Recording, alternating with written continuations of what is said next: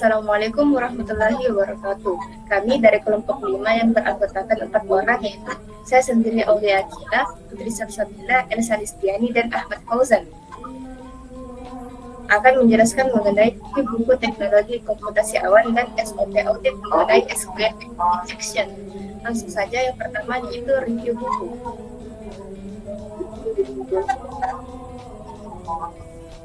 Next. Yang pertama judulnya yaitu teknologi komputasi awan, terbit tahun 2025 oleh penerbit Andi.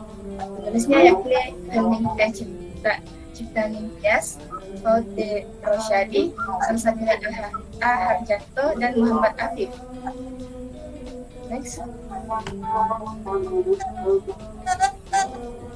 Buku ini, buku teknologi komputasi awan, menjelaskan konsep dasar cloud computing seperti IaaS, DaaS, dan SaaS, serta teknologi pendukungnya seperti virtualisasi dan multi-tenancy.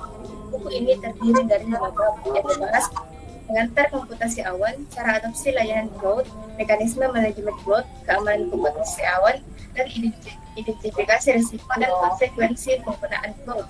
Penulis menekankan pentingnya keamanan data melalui prinsip CIA, triad, penggunaan enkripsi, MFA, SSO, dan IAM. Buku ini juga membahas pendekatan zero trust, arsitektur, serta risiko seperti data breach dan vendor lock-in, serta strategi mitigasi untuk menjaga keamanan dan efisiensi sistem berbasis cloud. Next.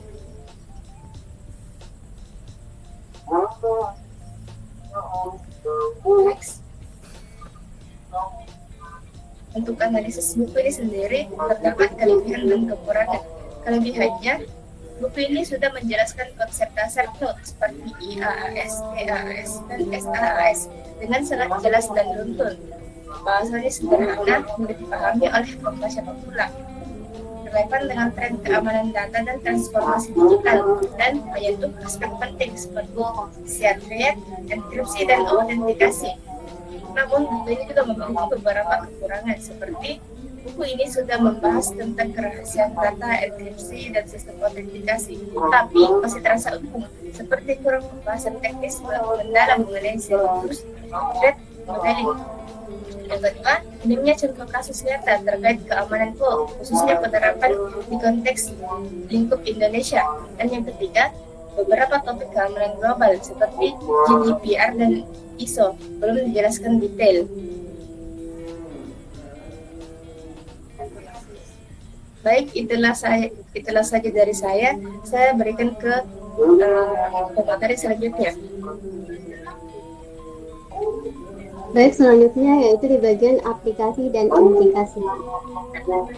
Di aplikasi dalam dunia bisnis, teknologi cloud ini memungkinkan perusahaan menjalankan operasional dengan lebih cepat dan efisien tanpa perlu investasi besar dalam pembelian perangkat keras seperti server atau komputer tambahan.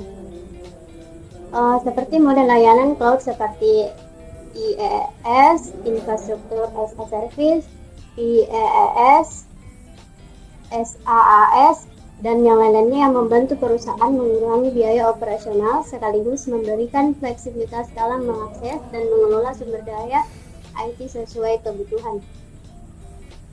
Teknologi cloud juga mendukung kolaborasi antar tim dengan lebih mudah karena data dapat diakses secara real-time dari berbagai lokasi sehingga mempercepat proses kerja dan pengambilan keputusan. Kemudian dari implikasi, organisasi perlu menjaga keamanan data dengan menerapkan enkripsi, autentifikasi berlapis, dan pengaturan kontrol akses agar tidak terjadi kebocoran atau penyalahgunaan data. Kemudian kesimpulannya yaitu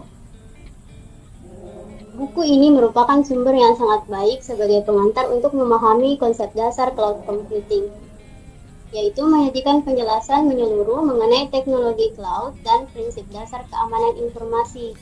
Tapi masih diperlukan pendalaman melalui contoh penerapan nyata di dunia bisnis, serta strategi keamanan yang lebih mutakhir dan relevan dengan tantangan saat ini. Untuk meningkatkan kualitas dan relevansi buku, disarankan pengembangan sebagai berikut. Yang pertama itu tambahkan studi kasus nyata tentang insiden kebocoran data untuk memperkuat pemahaman risiko dan respons. Lalu memperluas materi tentang pendekatan keamanan modern serta teknologi keamanan tingkat lanjut. Lalu sertakan juga pembahasan tentang regulasi perlindungan data. Dan berikan contoh penerapan cloud computing di perusahaan atau instansi di Indonesia sebagai konteks lokal yang konkret. Baik, itu saja.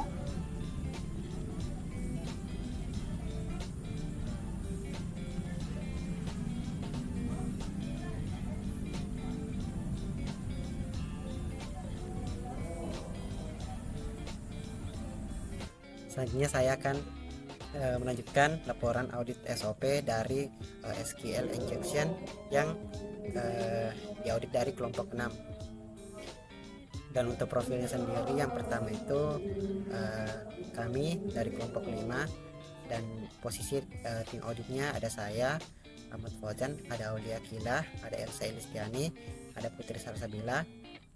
Lalu pada tanggal auditnya sendiri itu pada tanggal 20 November 2025, dan periode auditnya itu Agustus sampai November 2025. Adapun cakupan auditnya yaitu kebijakan keamanan informasi, manajemen akses media sosial, dan keamanan aplikasi online, website, dan link. Next.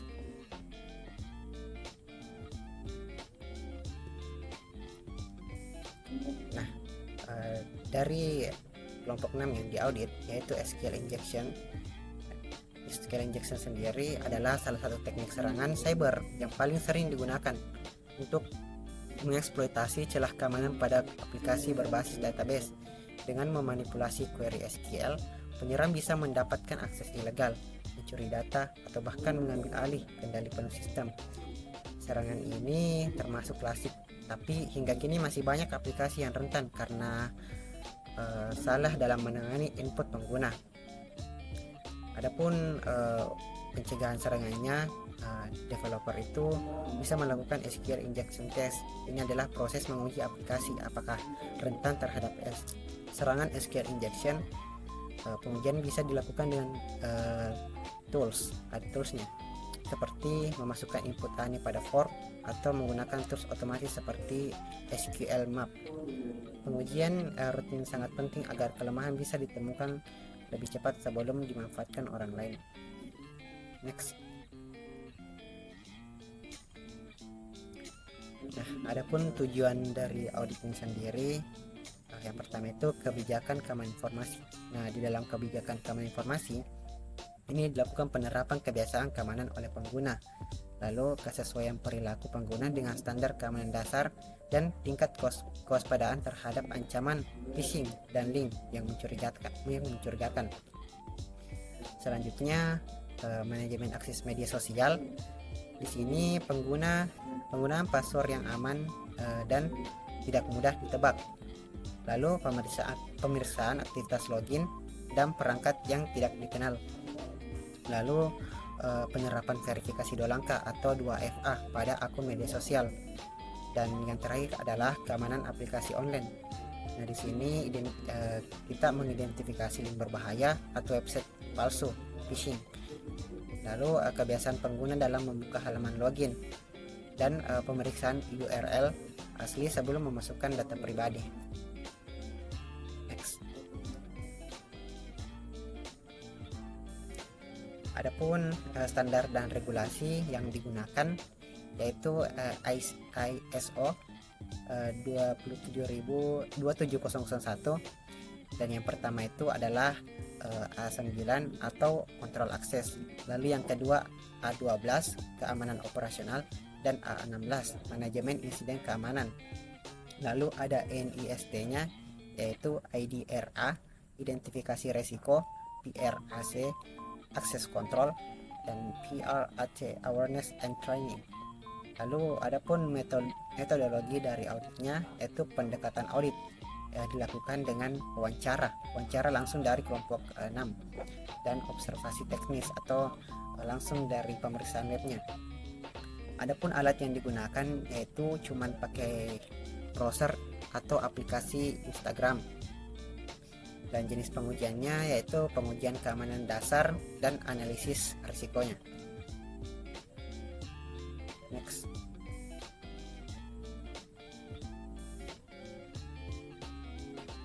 Lalu pada temuan dan evaluasi, adapun area yang diperiksa yaitu yang pertama perilaku keamanan pengguna, keamanan akun media sosial, keamanan data dan privasi, dan pemantauan aktivitas akun. Dan temuannya sendiri itu dari area yang diperiksa, pengguna diarahkan ke website palsu yang meniru tampilan Instagram. Jadi ini websitenya menyerupai Instagram dan loginnya itu merupakan login yang palsu dan memasukkan data tanpa memeriksa dari URL si pengguna. Dan dampaknya itu sendiri, informasi akun langsung masuk ke tangan penipu dan berpotensi penyalahgunaan data pribadi. Lalu ada kepatuhan terhadap standar dan regulasi. Nah, evaluasi di sini itu evaluasi sejauh mana organisasi mematuhi ISO 27001, NIST atau regulasi lainnya. Nah, di sini ada kebijakan keamanan. Kebijakan aman itu belum sepenuhnya sesuai. Penggunaan belum menerapkan kebijakan keamanan seperti verifikasi identitas dan menghindari link phishing. Lalu yang kedua itu kontrol akses. Di sini belum menggunakan verifikasi 2 langkah atau 2FA dan perangkat login yang tidak dibatasi. Lalu yang terakhir adalah keamanan jaringan. Nah, belum terdapat langkah-langkah teknis yang memadai untuk melindungi jaringan internal dan eksternal seperti penggunaan WiFi, WAV, atau enkripsi komunikasi data. Lalu yang terakhir adalah analisis log dan pemantauan. Pemantauan terhadap aktivitas akun ini belum dilakukan sehingga tanda-tanda ancaman seperti login asing atau link berbahaya tidak terdeteksi lebih awal. Baik, itu saja dari saya kembalikan ke moderator.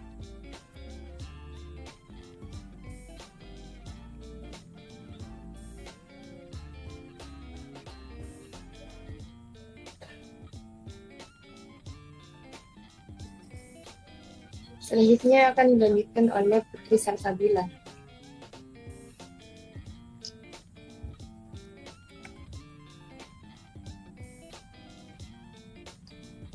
Baik, selanjutnya saya akan membacakan mengenai rekomendasi dan tindak lanjut. Rekomendasi yang pertama yaitu memperbarui kebijakan akses agar sesuai standar ISO 27001 dan NIST, termasuk aturan password, otorisasi, dan verifikasi identitas. Yang kedua, menambah firewall atau WAF pada segmen jaringan yang rentan untuk mencegah serangan seperti SQL injection dan phishing. Yang ketiga, mengaktifkan verifikasi 2 langkah atau 2FA pada seluruh akun media sosial dan aplikasi penting.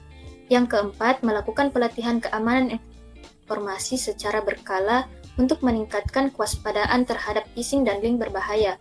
Yang terakhir, menerapkan monitoring aktivitas akun untuk mendeteksi login asing atau aktivitas mencurigakan lebih cepat. Kemudian selanjutnya prioritas. Yang pertama prioritas tinggi yaitu aktivasi verifikasi 2 authentication atau kebijakan password, firewall, dan monitoring login. Yang kedua prioritas menengah yaitu pelatihan keamanan, SOP, insiden phishing. Kemudian yang ketiga prioritas rendah yaitu evaluasi berkala dan juga simulasi serangan serta penggunaan dashboard keamanan tambahan. Selanjutnya rekomendasi dan tindak lanjut.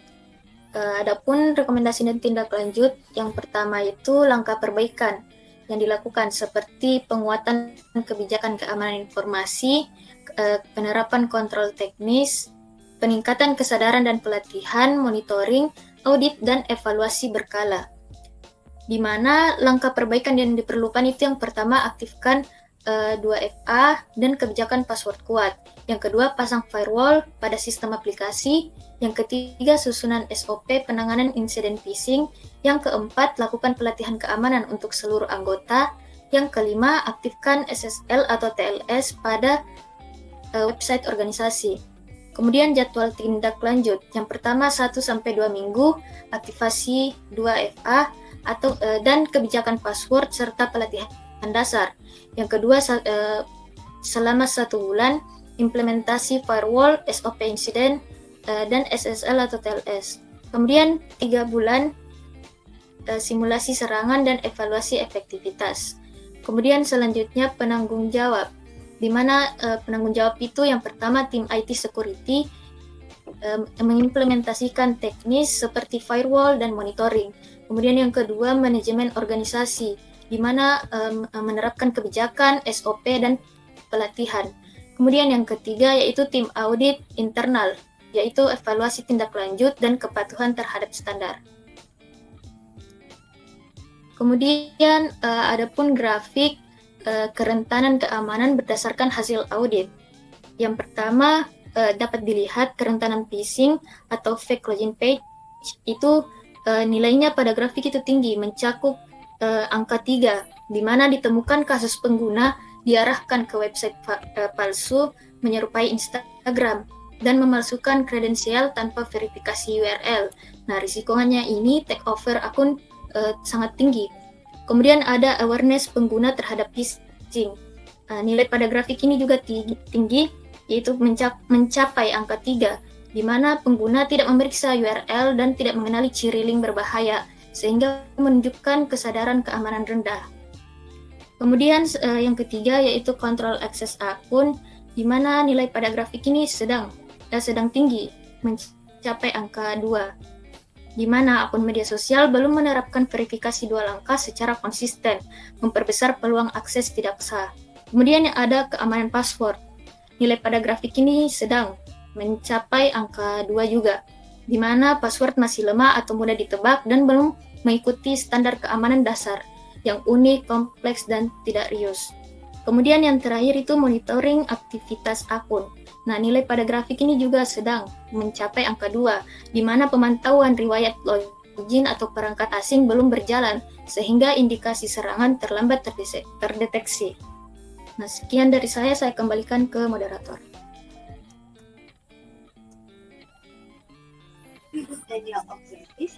Sudah jelas, sepertinya itu saja pemaparan materi dari kami mengenai review buku teknologi komputasi awan dan SOP audit mengenai SQL injection. Kami tutup, kurang lebihnya mohon maaf. Wassalamualaikum warahmatullahi wabarakatuh.